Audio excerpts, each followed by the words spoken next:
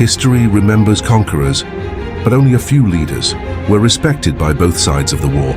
He defeated armies, reclaimed Jerusalem, united divided forces, and built a reputation so powerful that even his enemies admired him, not because he was merciless, but because he was controlled, strategic, disciplined. This is the psychology of Saladin. Power is not given. It is taken.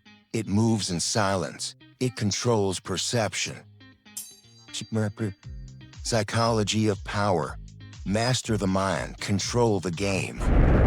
What if the strongest leaders in history were not remembered because they inspired fear, but because they controlled themselves? Not rage, not chaos, discipline, because uncontrolled power destroys itself, but controlled power reshapes history.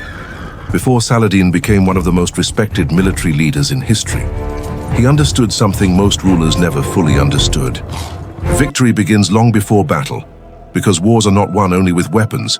They are won through perception, through morale, through belief, because armies collapse psychologically before they collapse physically.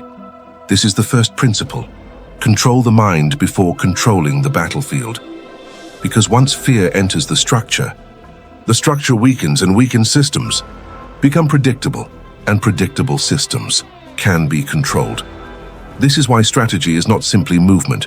It is psychological positioning, guiding the enemy toward the outcome you already prepared, because the greatest victories often happen before combat begins. This is where Saladin's model becomes unique. Many leaders relied on aggression, but aggression creates noise, and noise creates mistakes. So discipline becomes essential, not only military discipline, emotional discipline, because emotional leaders become reactive, and reactive leaders become predictable, and predictable leaders lose control. So every decision must remain measured, every movement intentional, every reaction controlled, because self-control creates clarity, and clarity creates precision. This is the second principle. Power without discipline is unstable, because strength alone does not sustain systems, it only expands them temporarily. But disciplined systems survive pressure, they adapt, they endure, and endurance defines legacy, because time reveals the difference between power and sustainable power. Temporary leaders dominate moments. Disciplined leaders shape history. This is why reputation became one of Saladin's greatest weapons, because reputation spreads faster than armies, and once reputation expands, it begins influencing perception. Before you even arrive, this creates psychological advantage, not through fear alone, through expectation, because enemies who expect defeat hesitate, and hesitation creates openings. This is why perception matters, not because it replaces reality, but because perception influences behavior, and behavior determines outcome. At scale, this is where honor becomes strategic, because honor is not only morality, it is positioning, a reputation for discipline, for restraint, for consistency, and consistency creates trust, not only among allies, among enemies, because respected leaders influence both sides of conflict, and influence is scalable power. Fear creates obedience, but respect creates loyalty, and loyalty sustains systems longer, because fear weakens under pressure, but belief reinforces itself. This is why disciplined leadership creates resilience, not emotional intensity, not unpredictability, alignment, because aligned systems move with purpose, and purpose creates momentum. This momentum became critical during the Crusades, because these wars were not only territorial, they were symbolic, and symbolic conflict changes civilizations, because symbols shape identity, and identity shapes behavior. At scale, this is why Jerusalem mattered beyond geography. It represented meaning, belief, civilizational direction, and whoever controlled symbolic victories controlled narrative. This is the third principle. Narrative outlives battle, because military victories can fade, but psychological victories reshape memory, and memory influences generations. This is why Saladin's conquest of Jerusalem became larger than war itself, It became symbolic control, a victory that reshaped perception globally, because perception moves faster than armies and narrative outlasts kingdoms.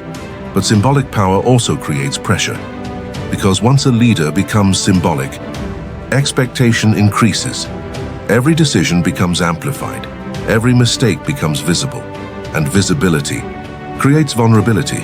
This is why restraint becomes even more important at scale, because scale magnifies error, and magnified error destabilizes systems.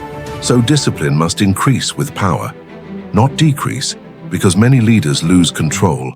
After achieving success, they become emotional, impulsive, overconfident, and overconfidence creates blindness. Blindness to pressure, blindness to instability, blindness to decline. But disciplined leaders remain aware, because awareness maintains adaptability, and adaptability sustains power. This is why flexibility matters, not weakness. Controlled adaptation, because rigid systems break under pressure, but adaptive systems absorb it. This is the fourth principle: adapt without losing structure, because structure creates stability, but excessive rigidity creates collapse. So the system must evolve carefully, adjusting without fragmenting, changing without losing alignment, because once alignment breaks, power weakens, not instantly, but progressively, until instability becomes visible, and visible instability changes perception. This is why perception management remains constant, not manipulation, consistency, because consistent systems appear inevitable, and inevitability creates authority. People trust systems that appear stable, predictable, disciplined, and disciplined systems attract loyalty, not only through force, through confidence, because confidence spreads just like fear spreads. But unlike fear, confidence stabilizes systems. This is where Saladin's leadership diverged from many rulers of his era. He understood that power built entirely on fear cannot sustain itself indefinitely, because fear creates pressure, and pressure accumulates internally, silently, until systems weaken from within. But systems built on discipline and loyalty endure longer, because people defend what they believe, and not only what they fear. This is why moral authority became strategic authority, because morality influences perception, and perception influences legitimacy, and legitimacy strengthens systems, not emotionally, structurally. This is the fifth principle. Legitimacy scales power, because power perceived as justified faces less resistance, and reduced resistance increases stability. This is why some leaders dominate temporarily, while others define history. Temporary leaders control moments. Disciplined leaders control direction, and direction determines legacy. This is why Saladin's legacy survived centuries, not only because he conquered, but because he represented a form of controlled power. Rare in history. Power balanced with discipline, strength balanced with restraint, strategy balanced with morality, and balance. Here's what sustains systems, because imbalance creates instability. Too much aggression creates chaos, too much passivity creates weakness. So controlled leaders operate between extremes, not emotionally, strategically, because strategy is not reaction, it is positioning, preparing conditions before outcomes emerge.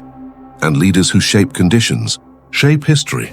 This is why the greatest victories often appear inevitable afterward, because preparation remains invisible. Only outcomes become remembered, but outcomes are built slowly, silently, through discipline, through positioning, through alignment, and alignment creates momentum. Momentum becomes influence. Influence becomes power, and power reshapes civilizations.